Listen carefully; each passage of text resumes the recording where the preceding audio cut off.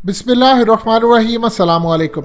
पाकिस्तान की इंटेलिजेंस एजेंसियों ने जो रिपोर्ट बनाई है वो बड़ी हैरान कुन और ख़तरनाक रिपोर्ट है कि 2021 में पाकिस्तान के इतराफ़ में ख़ास तौर पर इस खत्ते में जंग और लड़ाई के खदशात बहुत ज़्यादा हैं। और इन्हीं इंटेलिजेंस रिपोर्ट के मुताबिक अमेरिका, इसराइल और इंडिया की इस्टेब्लिशमेंट पूरी तरह तैयार है 2-3 बड़ी जंगें करने के लिए, एक मिडिल ईस्ट के अंदर और एक पाकिस्तान के हवाले से। अब जो लेटेस्ट डेवलपमेंट सामने आई है वो बड़ी अजीबोगरीब है। HR मैकमास्टर, ये बेसिकली ट्रंप के नेशनल सिक्योरिटी एडवाइज़र रहे और ये लेफ्टिनेंट जनरल भी रहे आर्मी के अंदर। इन्होंने इंकशाफ किया है कि ट्रंप जैसे ही अपना ऑफिस छोड़ेंगे। मज़ीद डिस्कस करने से पहले इस वीडियो को लाइक करें, हकीकत टीवी को सब्सक्राइब करें और बेल आइकन पर ज़रूर क्लिक करें। उसी वक्त इसराइल उसके कुछ अरसे के बाद ईरान पर हमला कर देगा और यह बहुत बड़ा हमला होगा। इस सूरत हाल में माइक पोम्पियो मिडिल ईस्ट का दौरा करने के लिए पहुंच रहे हैं। यह 10 दिन का दौरा होगा और इसमें इसराइल का दौरा भी शामिल होगा। ये जिन कंट्रीज में जा रहे हैं वहां पर जाकर ईरान के खिलाफ हमले की सूरत में जो इन्होंने रोल प्ले करना है, क्या ये कर सकते हैं, क्या मामला है, ये सारी चीज़ें डिस्कस करने जा रहे हैं। और फिर ये इसराइल भी जा रहे हैं। ये असल खेल होने क्या जा रहा है इसको आपने समझना है। देखिए, ट्रंप को हरवाने के लिए इसराइल ने जो खेल खेला, जाहिर सी बात है वो नाराज़ थे कि ईरान पर हमला क्यों नहीं किया, और इवन के बावजूद इसके ये श्योरिटी भी ली कि अगली टर्म के अंदर करेंगे। लेकिन बहुत सारे मामला उनकी इस्टेब्लिशमेंट को पसंद नहीं, क्योंकि वहाँ पर जो उनके रब्बीज़ हैं वो कह रहे हैं कि जब तक आप एक बड़ी जंग नहीं करेंगे, तीसरी जंग अज़ीम, हमारा मसीहा नहीं आ सकता और हम दुनिया के अंदर ताकत अपनी नहीं शो कर सकते। लिहाजा इस सूरत हाल के अंदर आपको जंग छेड़नी है। और कहते हैं हमारी किताबों में लिखा कि ईरान पर हमारा एक बादशाह हमला करेगा। अब इस सूरत हाल के अंदर इन्होंने ट्रंप को कहा, ट्रंप आप जानते हैं वो अफगानिस्तान से फौजें निकाला है, वो ईरान पर हमला करना चाहता था, लेकिन जनवरी में चूंकि पाकिस्तान ने साथ नहीं दिया, हमने फौजी अड्डे नहीं दिए।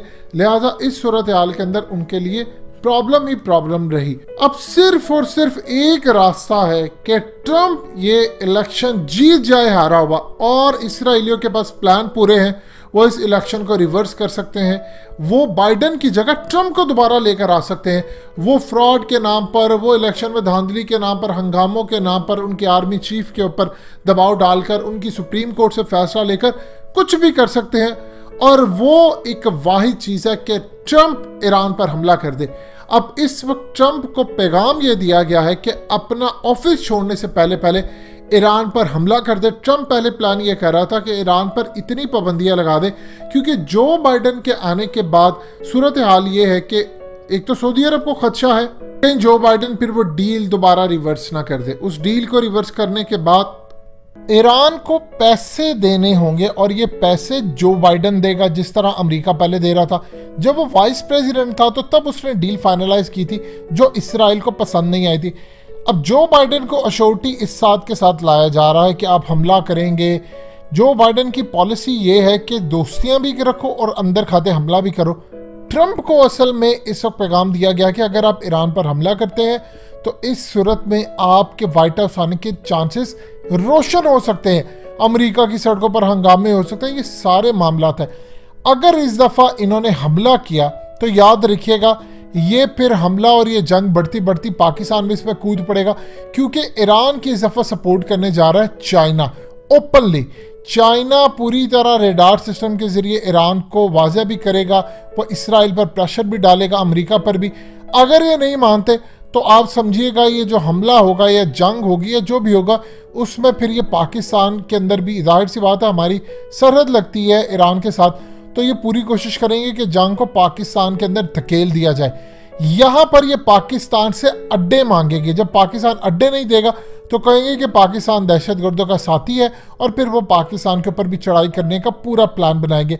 इस वक्त ये डेवलपमेंट सामने आ रही है। और इस सूरत हाल के अंदर याद रखिएगा, इंडिया पहले इनका एलाय था, लेकिन अब इंडिया इस सूरत में ईरान पर हमला नहीं करेगा, वो पाकिस्तान पर हमला कर देगा। और हो सकता है अमेरिका की फौजें जो उनके अड्डे हैं अब वो बनने जा रहे हैं इंडिया के अंदर, खासतौर पर इन्होंने कश्मीर और दूसरी साइड पर बनाने हैं, उससे वो पाकिस्तान पर चढ़ाई करे। और तब तक काफ़ी अभी टाइम है, अभी 3-4 महीनों के अंदर वो इतना ज़्यादा स्ट्रॉन्ग काम कर देंगे कि बैका एग्रीमेंट, ये तमाम चीज़ें और वो हो चुकी हैं, जिससे ये एग्जैक्टली इंडिया को लोकेशंस देंगे कि आपने यहाँ से हमला करना है, इस डायरेक्शन से करना है, यहाँ पर रियल टाइम इंफॉर्मेशन है, ये पाकिस्तान के मामलात है।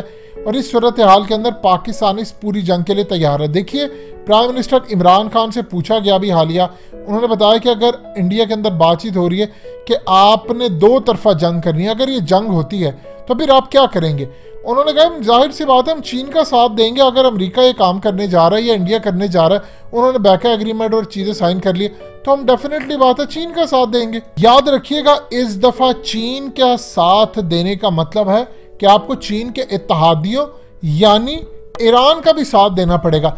देखिए, जवाद ज़रीफ जो जनरल बाजवा से अभी मुलाकात करने के लिए आए थे, उन्होंने बड़ी तवील मीटिंग की, उन्होंने इमरान खान से मुलाकात की, वहाँ पर मामला तय हुए। उसके बाद शाह महमूद कुरैशी से भी मुलाकात रही। सो इस सूरत हाल के अंदर आपको हकीकत टीवी ने बताया था कि अगले ही दिन किंग सलमान ने यह पैगाम जारी किया था कि ईरान के खिलाफ सारे चढ़ दौड़े, और ये पैगाम उन्होंने पाकिस्तान को दिया था कि आप ईरान के साथ खड़े, लिहाजा हमें ये चीज़ पसंद नहीं आई, ये दौरा भी हमें पसंद नहीं आया। ये मामला तो वो इसराइल को राम करने के लिए कर रहे हैं। इस सूरत हाल के अंदर आने वाले वक्त में आपको चीज़ें बहुत ज़्यादा ख़राब होती नज़र आएंगी खत्ते के अंदर। अब अगर ऐसी सूरत हाल होती है तो इसराइल पूरी तरह अरब कंट्रीज इन कैंप में आ जाएंगे, पाकिस्तान का कैंप डिफरेंट होगा।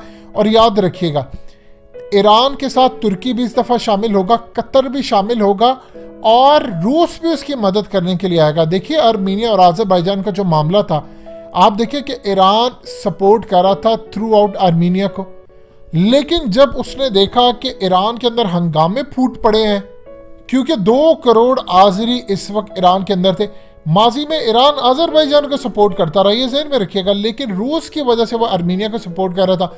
लेकिन उसने ऐलान कर दिया कि देखो, मैं तुम्हारा इत्तेहादी ज़रूर हूँ, लेकिन मेरा मुल्क अगर नहीं रहेगा या टूट जाएगा तो मैं फिर किसी को साथ नहीं दे सकता, लिहाजा मैं इस जंग में न्यूट्रल अब रहना चाहता हूँ। अब इस सूरत हाल के अंदर रूस ने भी घुटने टेक दिए। पहले उसने ईरान की जानिब से अपने टैंक्स और ये तमाम चीज़ें लेकर जानी थी, लिहाजा मामला जो है वो काफ़ी हद तक बेहतरी की तरफ गए।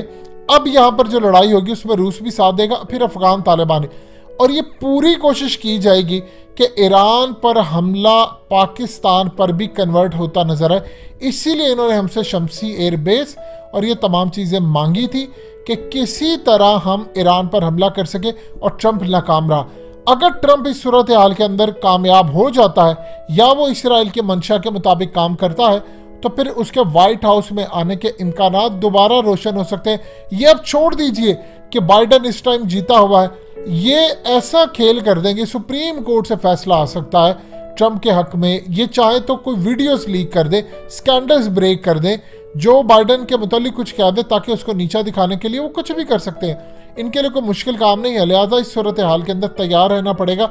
और अगर ऐसा होता तो फिर पाकिस्तान भी तैयार है, लेकिन अगर हमला हुआ ईरान पर तो फिर पाकिस्तान सऊदी अरब के दरमियान मामला बहुत ज़्यादा ख़राब हो जाएंगे, क्योंकि हमने तो चाइना का साथ देना है, और चाइना ईरान का चाहेगा साथ देगा, तुर्की भी साथ देगा ईरान का, और इन मामलात के अंदर फिर पाकिस्तान बहुत ज़्यादा हद तक सऊदी अरब और अरब कंट्री से दूर हो जाएगा सिवाय कतर के। सो आने वाले वक्त के अंदर हालात बदल रहे हैं।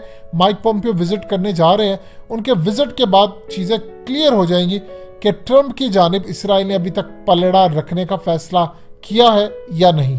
दोस्तों, हकीकत टीवी को सब्सक्राइब करना मत भूलिए, वीडियो को लाइक करें, शेयर करें और कमेंट सेक्शन में अपनी राय का इजहार ज़रूर करें।